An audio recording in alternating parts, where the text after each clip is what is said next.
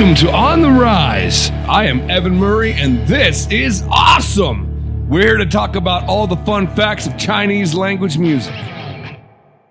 Welcome to On the Rise. I am Evan Murray, and this is awesome. We're here to talk about all the fun facts of Chinese language music. Hey, Bibo, how you doing today? Yes, feel hot today.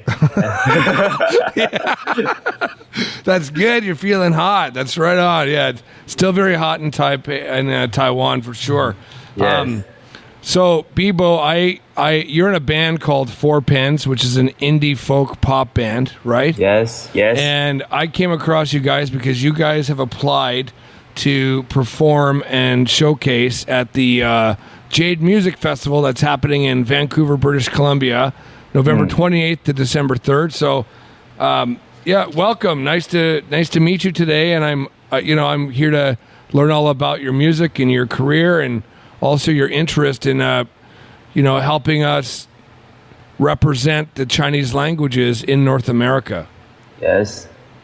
So, can you tell me a little bit about yourself and about the band? Sure. Hey everyone, my name is Bibo. So I have a band called Four Pens. We formed in 2011. So now the band's age is like 11 years old. Old band. Okay. Yeah.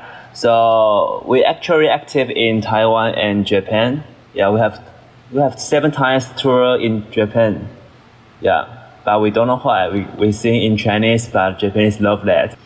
Tell me a little bit about that. So are you guys singing any music in Japanese? No. So you're straight up. So they love the music. Yeah. How many people do you have at a show in Japan? I think about 100. Okay, so you have a following. Do you mainly play in Tokyo, or do you travel in other places in Japan? Yeah, we have two. I think so many cities: Tokyo, Osaka, and Kobe, Nagoya. Yeah, so many. I think maybe Kyoto. We have been to like 7 cities in Japan. Wow. Yeah. Okay, so that's great. So you actually have there's a good reason to go there, and do you find that the audience that is coming to listen to you, are they Japanese people, or are they some of them are they Chinese speaking people that are listening to your music in Japan? It's most Japanese people. Interesting. Yeah, they say we were interested too, because they don't know what are we thinking about, but they feel like they like the air we made. Okay, like that you're making this sound, like the band, your vibe is creating this atmosphere that they really enjoy. Yeah. Oh, that's very interesting. Because yes. I guess that's what we're trying to say too during this Jade Music Festival, is that we want to elevate the Chinese languages because we believe music has a higher power for communication. Yes, sure. So what about the band itself? What does Four Pens mean?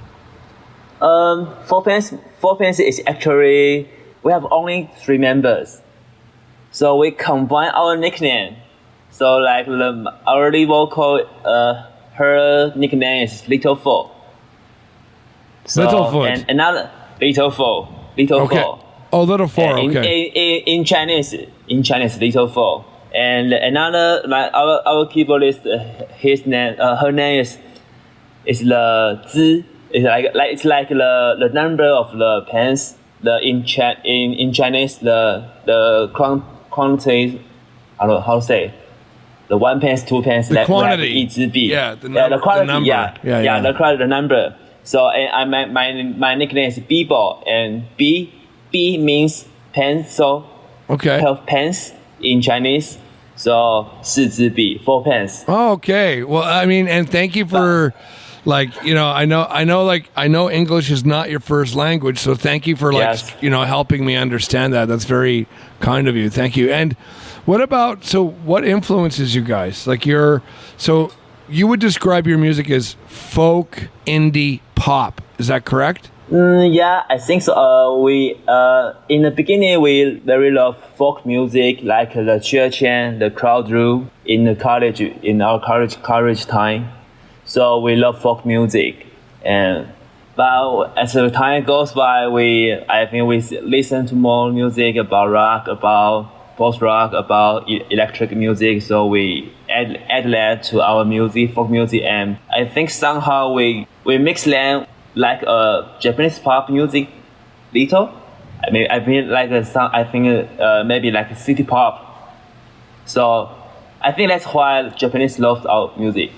Okay. Yeah. So it's, and a good word for that would be ambient. It's ambient music. Oh, so it's like that atmosphere and these things. Yeah, I know. Yeah, maybe.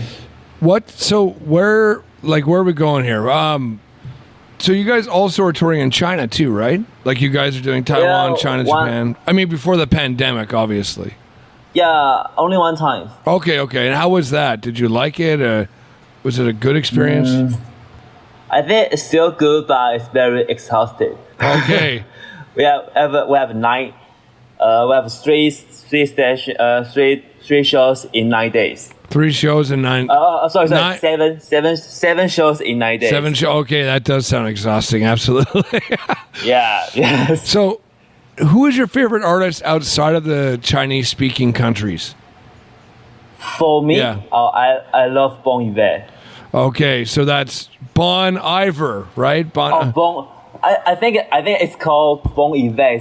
It's like French. Oh, sure, yeah. See, that's So I'm anglicizing it, right? I'm making it. I used to call him Bon Iver, but actually I Google it. It's called Bon Iver. It's He's using the French term. Okay. Yeah. See, I'm learning something new even right now about.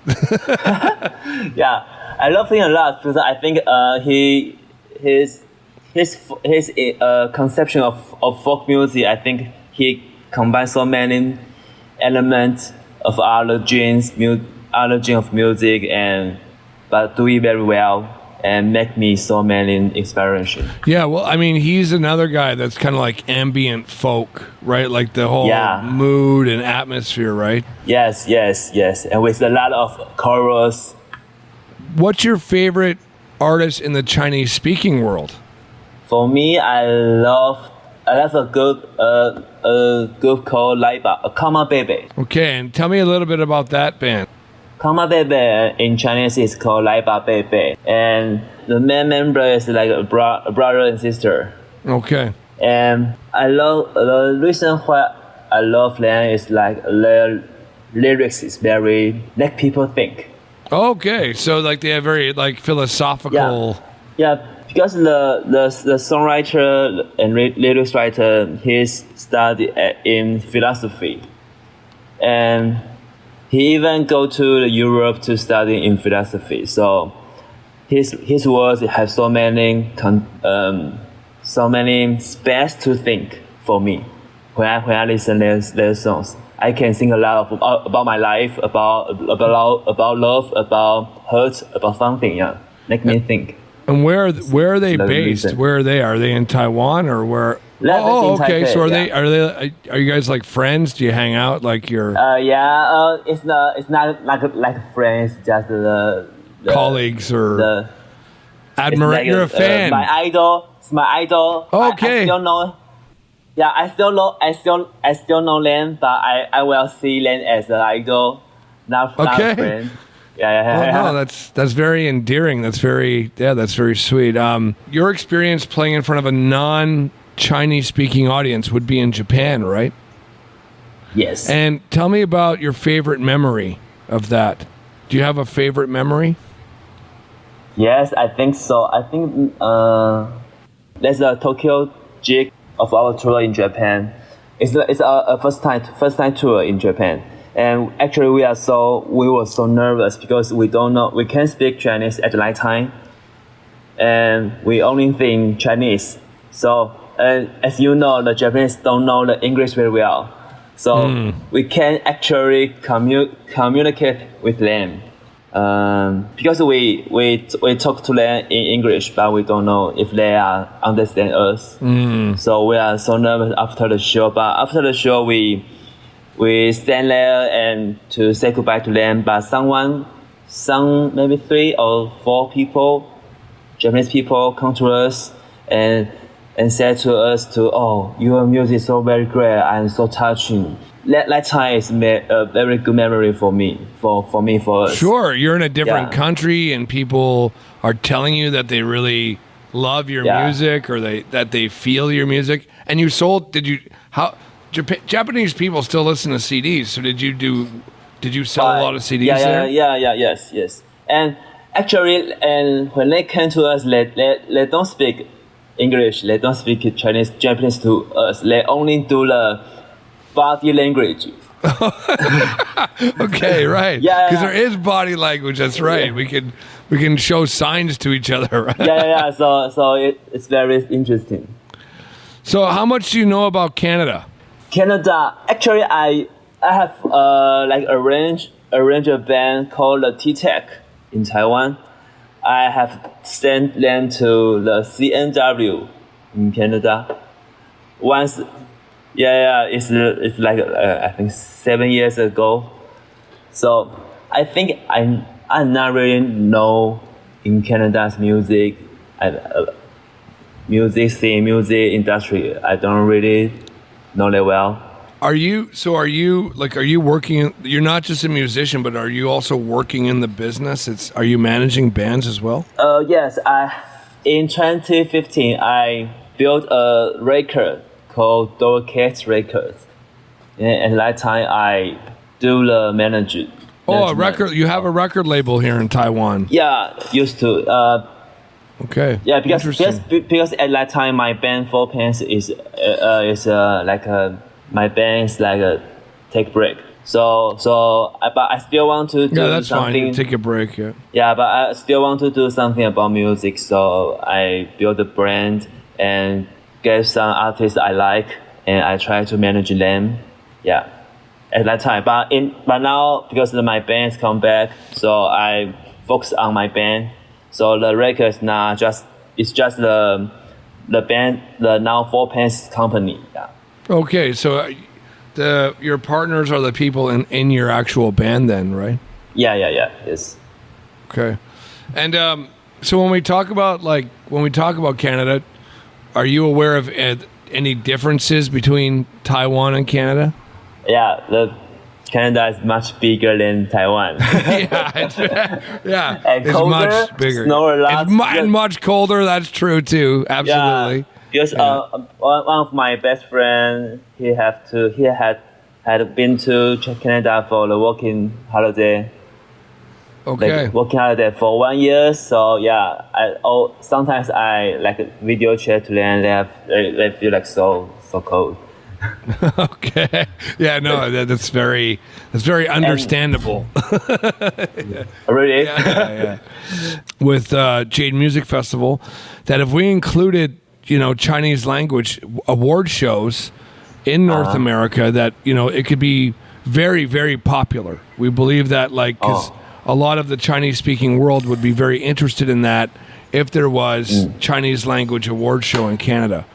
That's what we're thinking, because the population, Canada's a very, very, very big country, but has very, very, very small population. Right. Yeah. So yes. 38 million. It's more than Taiwan, but it's the second biggest place in the world. So I mean, now tell me this: why did you choose to be a musician? I don't think it's a choose. I just like the life of music. So for me, it's like I used to want to be a superstar in elementary school. What influenced you? Like what made you want to do that? What music did you hear? I think it's just like I used to in pop star like Zhou Jie Jie Chou. Jay Chou. Yeah, Jay Chou. Oh, okay. Yeah, Jay I've Chou. heard. Now, this name keeps coming up. He's a superstar, right? He's a superstar, and he's so talented for a musician. Okay. And he creates so many new type of music, pop music in Taiwan. So his music inspires me to like be on the stage to sing my own song. I can use music to express myself, to release my mood. So I try to write songs about that, about my own feeling, and that feels good for me. So I think that makes me to become a musician. Yeah, I love to share my feeling by songs to everyone. Okay, so you really love to put your emotions out. And are you the primary songwriter in the band Four Pens, or do you share the writing? I'm the only one. Yeah, all the songs and lyrics all by me. Okay, that's cool. So what would you be doing if you weren't a musician? I think maybe I will be a basketball player or baseball player, because I very low. Are you very tall? Are you a really tall guy? I'm not very tall. I'm not very tall, but I'm good at shooting and. Okay, you love basketball. Yeah, I love basketball. Okay. So I think maybe I will try to be a pro basketball player. Okay. If yeah. And what about the art? Like, is there other forms of art that you're interested in? Yes, because my father is a painter. Oh, he's a painter. Okay, that's interesting. Yeah, so when I was young, I draw a lot. I draw comic, draw the I don't know how to say it, oil art. Oil paintings. You had oil painting. Yeah, oil painting. So when I was young, I draw a lot, and the other dream job of me is like be a comic drawer, comic book drawer. Oh, you would like to draw comics, like superheroes. Yeah. So I mean, do you have any, when your artwork, in your visual artwork, do you have anything, like, do you ever have art shows or display your art anywhere? No, I think only via my Instagram. Oh, okay. Where can people find you on Instagram? Yeah. You mean my Instagram account? Yeah. Yeah, you can search Bibo, Bibo, and Kang. Kong is my name. It's my last name. Okay, Bibo Kong. Okay, very good. I'll have to check that out for sure. You get. What about Chinese language? You know, like I have two daughters here, but I don't. And I mean, like, my one daughter's 3 years old now, and she's bilingual, actually. Like, she can speak some English and some Chinese or some Mandarin. Yes. But I'm still struggling a lot with being able to speak Mandarin. What can you say in Chinese now? Well, I mean, I can say some things. But just not. I just can't. I can't have a conversation. Like, I can order beef, chicken. You can only use the vocabulary, only one word, like 牛肉. Yeah, 牛肉, or like, and I can say ask for it spicy, like jala, and I can, I can tell my daughter I love her, so I can say, Aini, and there's some things I know, but would you like to teach me something that I could learn that would be useful in my life? Do you know, because I got this question earlier, so I'm very confused to what work should I teach you? Nothing that's gonna get me in trouble. Yeah, but I think I have a very good answer. It's called it's like a 7 words, and it means the thumbs up. But it's in a very strange way. We called 一定是大拇指 It means 啦。 thumbs up. It means. Oh my it means god, that thumbs up. sounds complicated. But yeah, it's like Okay, it must be a let's thumb try that. in 一定是，一定是，一定是，一定是，然后一定是大，然后 and then 大拇指啦，大拇指，拇指啦，对，然后 and you combine 拇 it's like 指对，it's like 一定是大拇指啦。一定下大拇指啦。 Yes. Is that okay? What did I Yeah, just say? What did I say? Thumbs up? It's like a very strange way to call it thumbs up. It's like we usually call it 赞. Do you know 赞? Good. 很好 or 很棒 hung bao or how bang? 对，好棒 好棒赞 Yeah, yeah. But is Is this a nicer way? Like this is saying, hey, this is really No. good. Yeah, and somehow there's a video. Someone interviews someone, and he is like a original people. I don't know how to say it. Aboriginal. Aboriginal people, and they always use strange way to use to use 赞. They say because this is 大拇指 thumb in Chinese is 大拇指.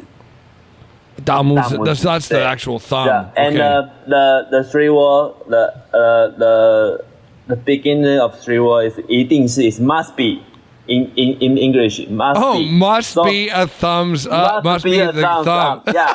So Hey, that's really interesting. That's really 一定是 interesting. 大拇 Yeah. 指啦，这样子。It's like they that's like they only use the body. Right, body they're showing show. the physical, Yeah, the physical yeah. to Yeah. and that because if you do that in like body language, Yeah, if you do like, the body, it mean so they're explaining the body language. yeah, it's Right. like it's just a direct translation of the body language. That's great. 一定是大拇指啦。 Okay, and say that one more time for everyone listening, just nice and Okay. slow. It's 一定是大拇指啦。 All right, there we go. Learning something new today. All right, and how about your favorite food? Like I know that Taiwan is like this mega place for food and dishes and a new, especially for foreigners, really new experience. So tell me about your favorite foods in here. Before I answer, what's your favorite food in Taiwan? Oh my God. So many? Yeah, I have a lot. I mean, I like so many things. Like I like stinky tofu. Oh, really? Yeah, I do. I like it. Oh, yeah. You are strange.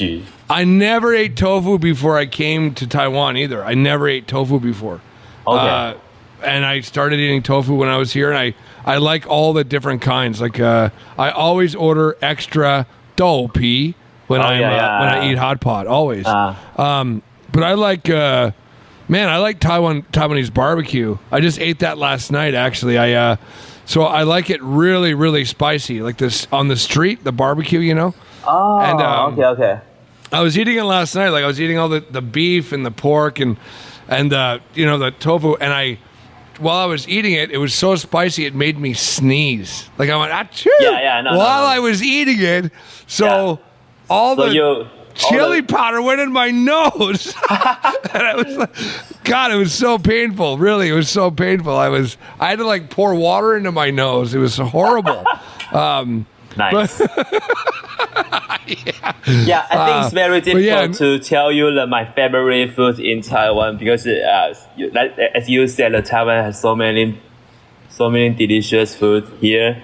But for me, I very love to eat Taiwanese fried chicken. Have you tried? It's like 盐酥鸡, like G pie. Yeah, like G pie, but the smaller one. Smaller one, 盐酥鸡. Oh, the smaller one. I think you can see every street in the night.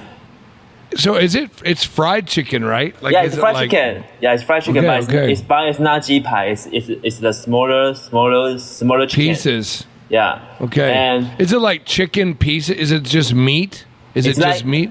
Or is there any bone? It's meat. It's meat. Oh, it's like yeah. part of the breast. Yeah. It's beef. Oh, It's okay. meat. And how do you say that in Chinese? 盐酥鸡. Yen suji. Okay, I'm gonna check that out. I'd like to some yen suji. I think you must try it before. You just know the name. Maybe. Yeah, I just don't know the name.